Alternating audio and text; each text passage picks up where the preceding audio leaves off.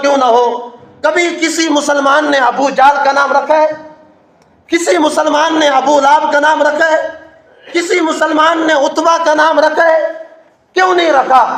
کیونکہ وہ میرے پیغمبر کے دشمن ہیں تو ہمارے دشمن ہیں۔ آج اگر ابو لہب کا نام ہم نہیں رکھتے، ابو جال کا نام نہیں رکھتے، عتبہ کا نام نہیں رکھتے، شیبہ کا نام نہیں رکھتے، تو مجھے صرف یہ بتا دیا جائے، آج جو لوگ یہ کہتے ہیں کہ حضرت علی رضی اللہ تعالیٰ عنہ کی خلافت ان کا حق بنتی تھی، حضرت ابو بکر نے زبردستی خلافت سنبھال لی، تو ان کی گفتگو کے مطابق حضرت علی کے ساتھ زیادتی ہوئی، پھر حضرت علی کو بھی پتا ہوگا کہ میرے ساتھ ابو بکر نے زیادتی کی ہے، عمر نے زیادتی کی ہے، عثمان نے زیادتی کی ہے، اس کے باوجود حضرت علی نے اپنی اولاد کا نام ابو بکر، عمر اور عثمان کیوں رکھا؟ سوال بنتا ہے کہ جب انہوں نے اہل خانہ اور اہل بیت سے زیادتی کی ہے تو حضرت علی نے پھر اپنی اولاد کا نام صحابہ کے نام پہ کیوں رکھا؟ میرے بھائیو، دوستو، بزرگوں، صحابہ کرام، اہل بیت، حضرت امام حسین، یہ سب صحابہ کرام آپس میں شیر و شکر تھے، محبت کرنے والے تھے، ان کا آپس میں پیار تھا، محبت تھی، تو انہوں نے اپنی اولاد کا نام ان کے نام کے برابر رکھا۔ جب وہاں سے چلے، حضرت حسین کی اولاد میں علی اکبر بھی ہیں، علی اکبر بھی ہیں، علی اصغر بھی ہیں، اور علی اوسط بھی ہیں۔ علی اوسط کے نام کو آج نہیں بتایا جاتا، علی اوسط اس کے نام کو آج مخفی رکھا جاتا ہے۔ علی اوسط یہ حضرت حسین کے بیٹے ہیں، یہ بھی جنگ میں شریک۔ علی اوسط کے فرمایا کہ یہ وہ ہیں کہ جن کی اولاد میں سکینہ بھی ہے اور فاطمہ بھی ہیں۔ اور یاد رکھیے، حضرت امام حسین کا یہ پورا کنبہ جو 72 افراد پہ مشتمل تھا، یہ وہاں سے چلا، اور چل کر جب وہاں سے روانہ ہوا مکہ سے، تو حضرت حسین رضی اللہ تعالی عنہ جب وہاں سے چلے، جب اس طرف روانہ ہوئے، ادھر سے یزید نے یہ چال چلی، جو کوفے کا گورنر تھا نعمان بن بشیر، یزید نے نعمان بن بشیر کو فوراً اس کا ٹرانسفر کیا، اس کی جگہ ابن زیاد کو بھیجا، جو بہت بڑا ظالم اور جابر انسان تھا۔ نعمان بن بشیر صحابی رسول تھا، جہاں حضرت امام حسین جا رہے تھے اس علاقے کا گورنر ایک صحابی رسول ہے۔ یزید کو پتا تھا کہ صحابی رسول کبھی امام حسین پہ انگلی نہیں اٹھائے گا، وہ پیغمبر کا شاگرد ہے، اور پیغمبر کا شاگرد اہل بیت سے کبھی زیادتی نہیں کرتا۔ اور اہل بیت میں یاد رکھیے، اہل بیت کس کو کہتے ہیں؟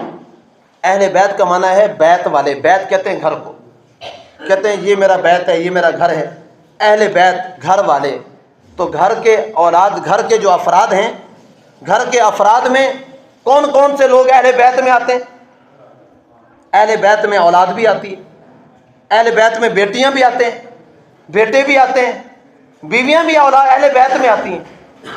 آج اہل بیت میں 5 نام کہے جاتے ہیں: حضرت حسن، حضرت حسین، حضرت علی، حضرت فاطمہ اور آپ صلی اللہ علیہ وسلم۔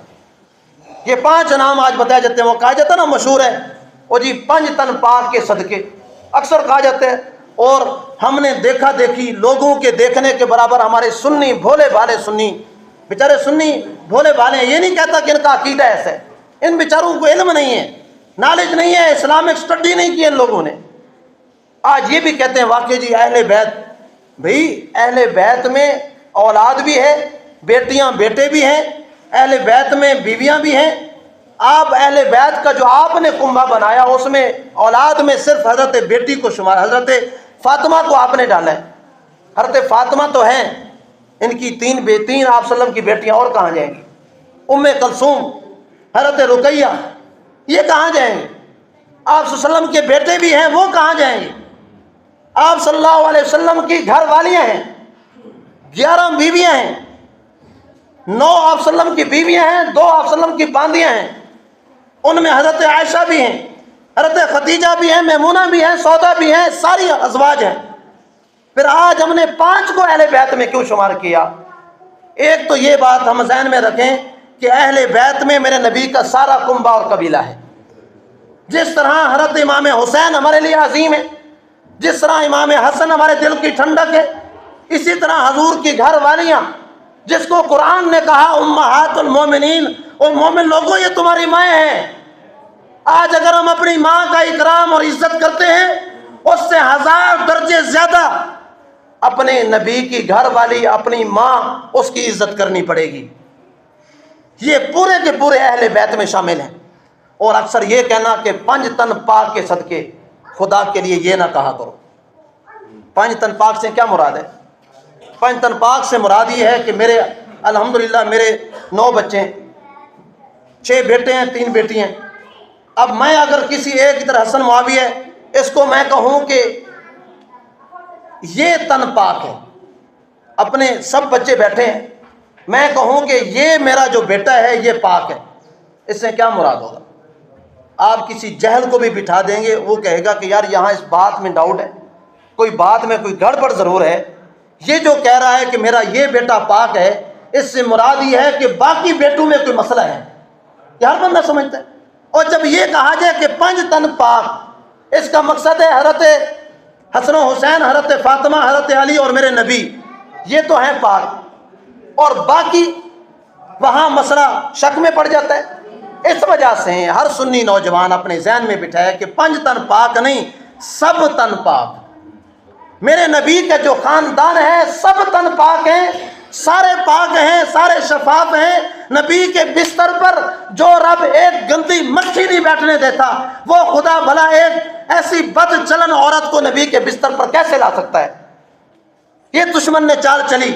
ان کو تکلیف ہے حضرت عائشہ صدیقہ سے، جس بنیاد پر انہوں نے یہ نعرہ ایجاد کیا کہ 5 تن پاک کے صدقے، وہ اس لفظ سے نبی کی گھر والیوں کو علیحدہ کر دیا. خدا کے لیے بولا بالا سنی نوجوان اپنا ذہن بنا، یہ 5 تن پاک نہیں، سب تن پاک. میرے نبی کے سارے اہل خانہ جتنے بھی ہیں یہ سارے پاک ہیں.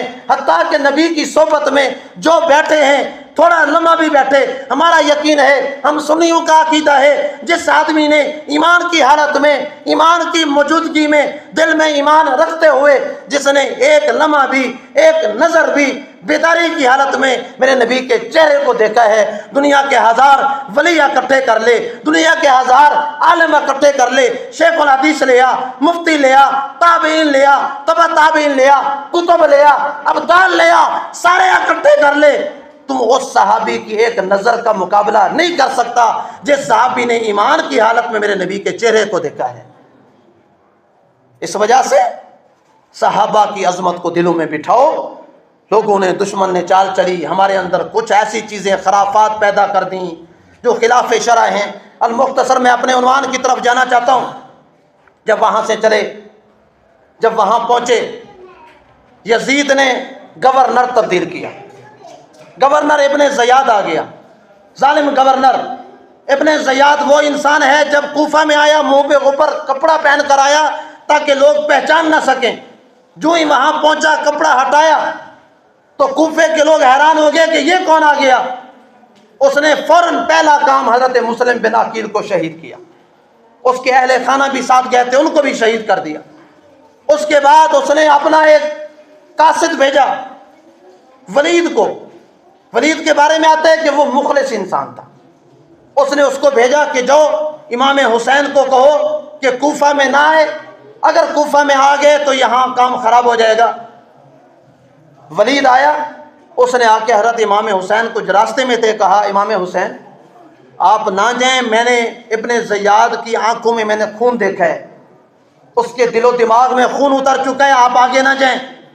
اور اس نے یہ بھی اطلاع کی آپ کے مسلم بن عقیل کو بھی شہید کر دیا گیا.